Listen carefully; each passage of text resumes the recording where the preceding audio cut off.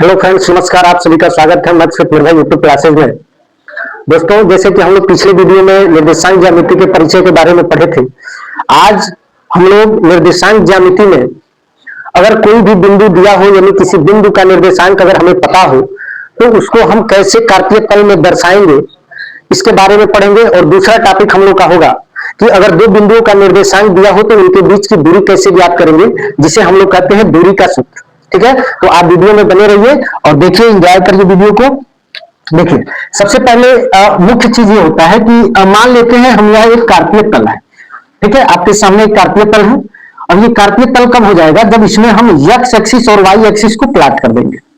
यानी जब भी हम इसमें एक्स एक्सिस और वाई एक्सिस खींच देंगे तब यह जो समतल हो जाएगा, कैसा हो जाएगा, कार्तीय तल। आपके सामने एक कार्तीय तल है।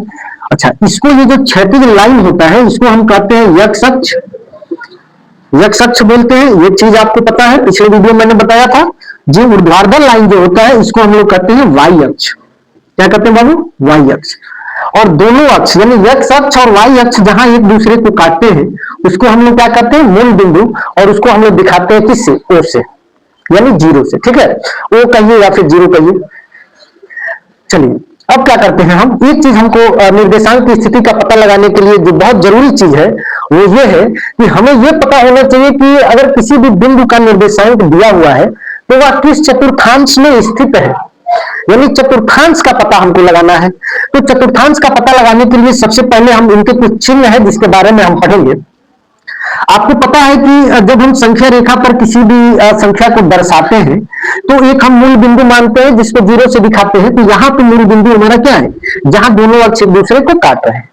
ठीक है, अब देखिए, अगर एक्स अक्ष पर हम इस जीरो से आगे की तरफ बढ़ेंगे, यानी राइट साइड में अगर हम बढ़ते हैं, राइट साइड में, तो हम पॉजिटिव लेते हैं, यानी प्लस में संख्याओं को लिखते हैं।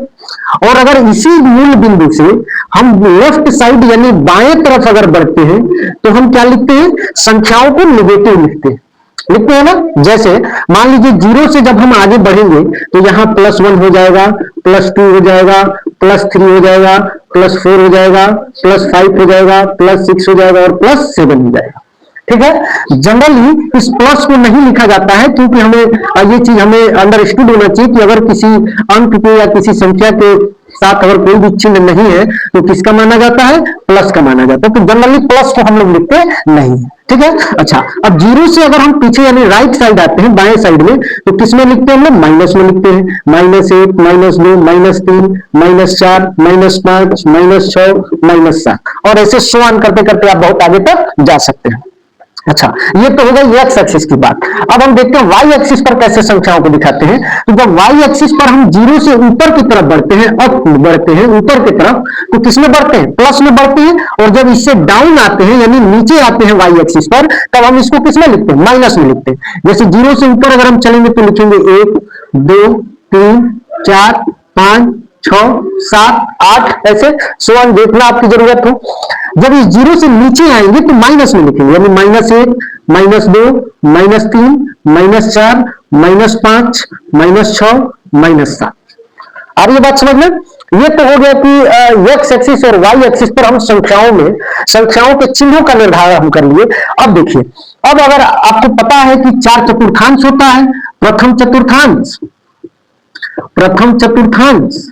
द्वितीय चतुर्थांश,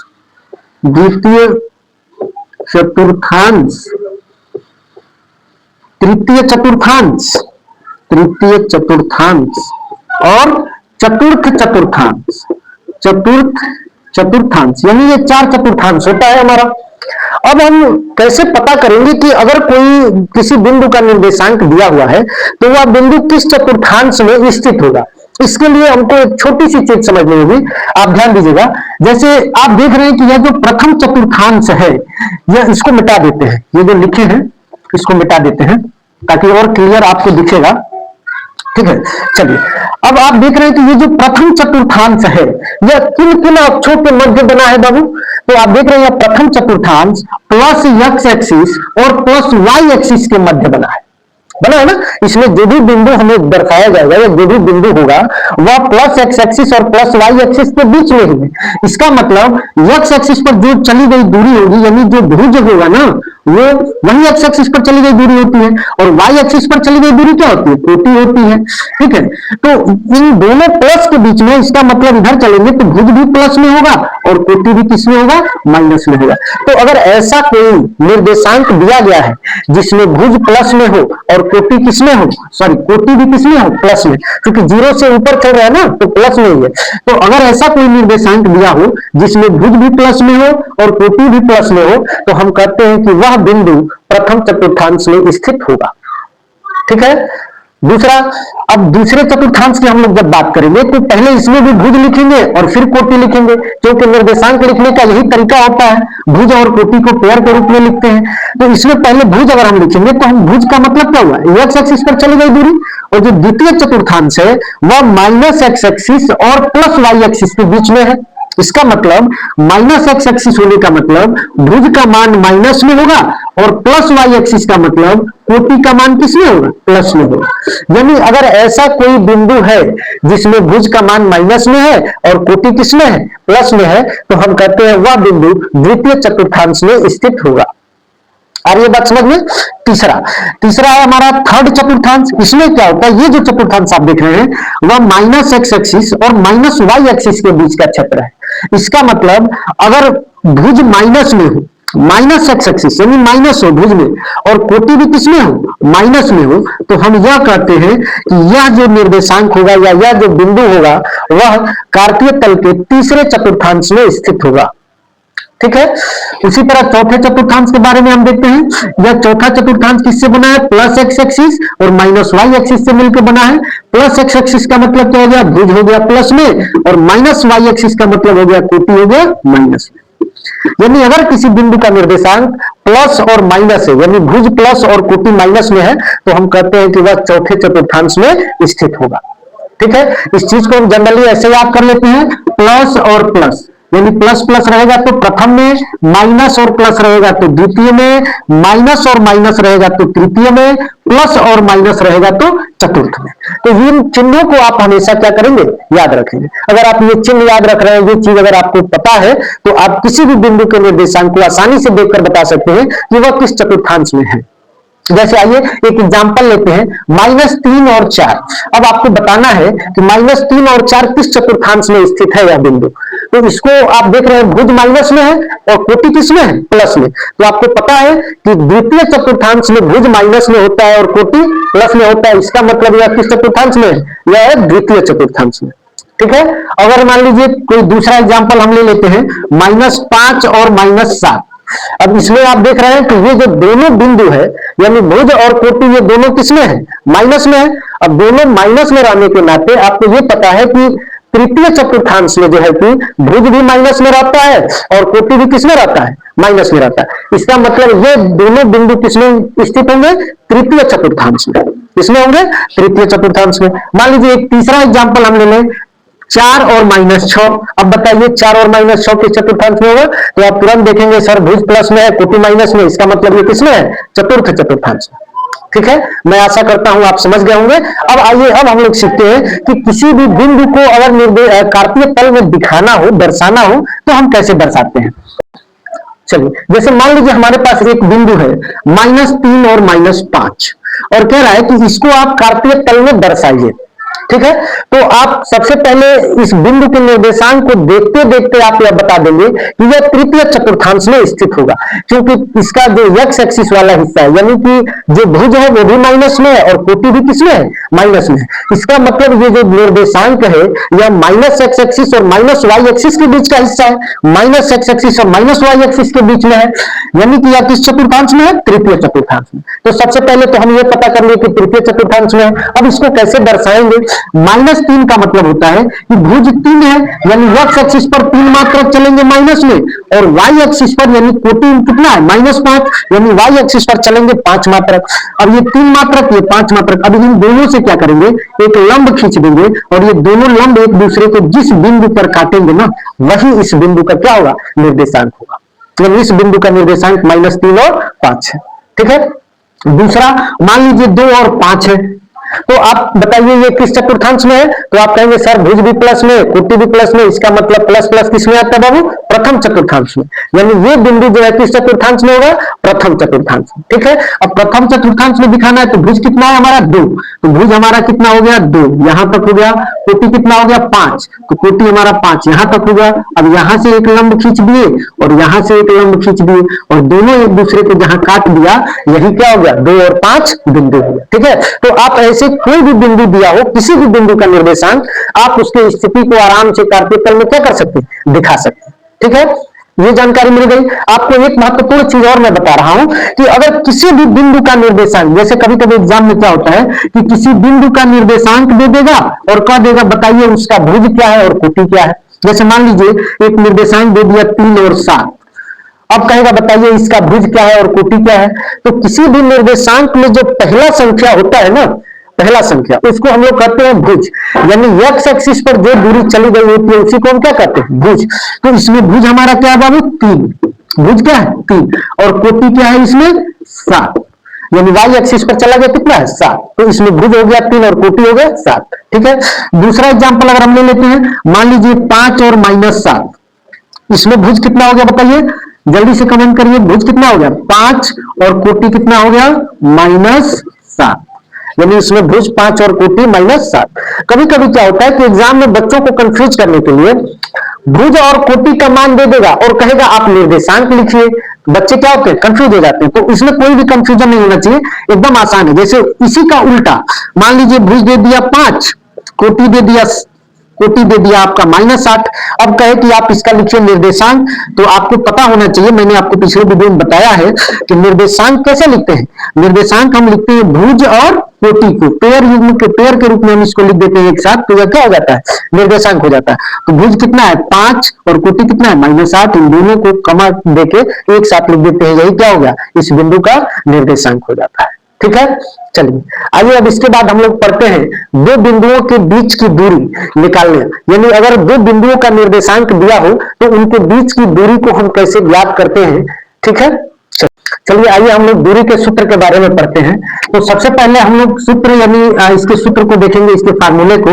उसके बाद से उससे संबंधित हम प्रॉब्लम को क्या करेंगे? सॉल्व करेंगे। आइए, जैसे मान लीजिए कोई भी दो बिंदु दिया हो, एक बिंदु जिसका नाम ए हो और इसका निर्देशांक ए और बी हो। ठीक है, या फिर ए और बी न लिख करके हम x1 और y1 लेते हैं। ठीक है, एक बिंदु है जिसका निर्देशांक कितना है? x1 और y1 है, और दूसरी बिंदु है b जिसका निर्देशांक है x2 और y2। यानी ये दो बिंदु हमारे पास दिए गए हैं। अब इन दोनों बिंदुओं के बीच की दूरी यानी ए बी को क्या करना है? हमको फाइंड आउट करना है। इसके लिए क्या होता है, मान लीजिए यहां से एक रेखा खींचते हैं, ये बी हो गया और ये हो गया ए। इसका निर्देशांक x1 y1 और इसका निर्देशांक x2 y2, ये दो बिंदु हो गया। और इन दोनों बिंदुओं के बीच की ये जो दूरी है ना, इसी दूरी को हमको क्या करना है? ए बी को फाइंड आउट करना है, यानी कि निकालना है। ठीक है, तो हम कैसे निकालेंगे आइए समझने का प्रयास करते हैं। सबसे पहले हम क्या करते हैं कि जो कोटि होता है ना, दूसरे निर्देशांक के कोटि से पहले निर्देशांक के कोटि को घटाते हैं। जैसे y2 माइनस y1 का होल स्क्वायर प्लस दूसरे निर्देशांक के भुज से पहले निर्देशांक के भुज को, यानी x2 माइनस x1 का होल स्क्वायर, ऐसे निकाल करके और इसका हम रूट निकाल देते। क्या निकाल देते हैं? रूट निकाल देते हैं। और यही दूरी जो हो जाती है इसको आप ए बी कह सकते हैं। ठीक है, ये बी का मतलब हो गया डिस्टेंस। ठीक है, यानी अगर दो बिंदुओं का निर्देशांक दिया हो तो हम इस फार्मूले की सहायता से हम क्या करते हैं? निकाल सकते हैं।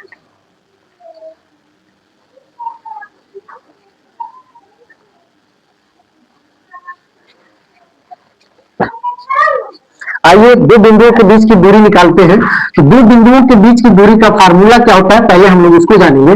मान लीजिए एक बिंदु जिसका निर्देशांक x1 y1 और दूसरी बिंदु b जिसका निर्देशांक x2 y2 है, तो इसका फार्मूला एक होता है ए बी बराबर कड़ी में x2 माइनस x1 का whole square plus y2 minus y1 का होल स्क्वायर। ठीक है, ये फार्मूला होता है दो बिंदुओं के बीच की दूरी निकालने का। या आप इसको ये भी लिख सकते हैं कड़ी में, ये x2 माइनस x1 को आप x1 माइनस x2 का whole square plus y1 minus y2 का होल स्क्वायर, यानी ये भी आप क्या कर सकते हैं, लिख सकते हैं। दोनों फार्मूला एक ही होता है, क्योंकि यहाँ वर्ग है तो ये माइनस में है या प्लस में है, वर्ग होने पर वो क्या हो जाता है, हमेशा प्लस नहीं होता है, इसीलिए बहुत ज्यादा इसमें समस्या नहीं होती। तो दूरी का यही फार्मूला है। आप इस फार्मूले को याद कर लेंगे, रट लेंगे एकदम अच्छे से, क्योंकि अगर ये फार्मूला याद है तो आप किसी भी क्वेश्चन को बहुत आसानी से बना सकते हैं। जैसे देखिए, जैसे एक सवाल हम लेते हैं, जैसे मान लीजिए 6 4 और -5 और -3, मान लीजिए हमारे पास दो बिंदु दिया गया है, एक का नाम ए और दूसरा क्या है, बी। पहले का निर्देशांक 6 और 4 है, दूसरे का निर्देशांक -5 और -3 है। तो आप निर्देशांक से भी देख के बता सकते हैं या किस चतुर्थांश में होगा, दोनों प्लस में है तो पहले चतुर्थांश में, और ये दोनों माइनस में है तो तीसरे चतुर्थांश में। ठीक है, तो आप चाहे तो ऐसे इसको आप प्लॉट करके भी और तब भी बना सकते हैं, लेकिन अगर आपको फार्मूला पता है या फार्मूला याद है दो बिंदुओं के बीच की दूरी का, तो आप एकदम आसानी से क्या कर सकते हैं, बना सकते हैं। फार्मूला हमारा क्या है, ए बी बराबर x2 माइनस x1 का whole square plus y2 minus y1 का होल स्क्वायर। ठीक है, अब इसमें ये जो निर्देशांक है इसको हम x1 मान लेंगे, इसको y1 मान लेंगे, इसको x2 मान लेंगे और इसको y2 मान लेंगे। ठीक है, अब फार्मूले में मान रखिए, फार्मूले में मान रखेंगे x2 का मान कितना है -5, x1 का मान कितना है 6, तो -6 हो जाएगा होल स्क्वायर प्लस y2 का मान कितना है -3 और माइनस y1 का मान कितना है 4। ठीक है, अब इसको सॉल्व करिए, इसका वर्ग। अब -5 में से -6 घटाएंगे -11 हो जाएगा, और -11 का वर्ग और प्लस यहाँ कितना हो जाएगा -7 का वर्ग। ठीक है, अब देखिए फिर इसको सॉल्व करिए, तो 11 11 कितना होगा 121 और प्लस 7 7 कितना हो जाता है 49। अब इन दोनों को जोड़िए तो 149 और 121 जोड़ेंगे तो कितना हो जाएगा 9 1 10 और 4 2 6 1 7 और 1 1 2, यानी 4 2 6 1 7 और 1 170 हो जाएगा। 170 मात्रा, कड़ी में 170 मात्रा क्या हो जाएगा, इन दोनों बिंदुओं के बीच की दूरी हो जाएगी। ठीक है, इसी तरह मान लीजिए एक और कोई भी एग्जांपल ले लेते हैं, जैसे मान लीजिए एक निर्देशांक है 2 और 3 और दूसरा निर्देशांक है आपका 4 और 6। ठीक है, बहुत आसान है, 2 और 3 4 और 6। तो आइए अब देखिए कैसे निकालते हैं। तो ए बी का क्या हो जाएगा मान, तो फिर वही लिखेंगे x2 माइनस x1 का whole square plus y2 minus y1 का होल स्क्वायर। इसमें x1 है, इसमें y1 है, इसमें x2 है, इसमें y2 है। अब मान रखिए तो x2 का मान कितना आएगा, x2 4 और x1 2, तो 4 माइनस 2 का होल स्क्वायर प्लस y2 6 और माइनस y1 कितना है 3, यानी इसका होल स्क्वायर। अब कितना हो जाएगा, तो 4 में से 2 गया 2 का वर्ग और धन 3 का वर्ग, 2 दूना 4 धन 9 4 कितना हो गया 13, यानी करड़ी में 13 मात्रा। इन दोनों बिंदुओं के निर्देशांक अगर दिए हैं तो इनके बीच की दूरी कितना हो जाएगी √13, यानी करड़ी में 13 मात्रा। ठीक है, और अगर ये बिंदु दिए हैं तो इनके बीच की दूरी कितनी हो जाएगी, करड़ी में 170 मात्रा। आप इसको सरल भी कर सकते हैं। ठीक है, मैं आशा करता हूं कि आप समझ गए होंगे, और अगर आप नए हैं इस चैनल पे तो आप इस चैनल को लाइक कर दीजिए, सब्सक्राइब कर दीजिए और बेल आइकन को दबा दीजिए, और अपने मित्रों में इसको शेयर करिए ताकि और लोग भी इस वीडियो को देख सके, पढ़ सके, और हमें भी सपोर्ट करिए। आपका एक लाइक, आपका एक सब्सक्राइब मुझे बहुत प्रेरित करेगा, और मैं ऐसे निस्वार्थ भाव से आपका सेवा करता रहूंगा, आपको पढ़ाता रहूंगा। धन्यवाद।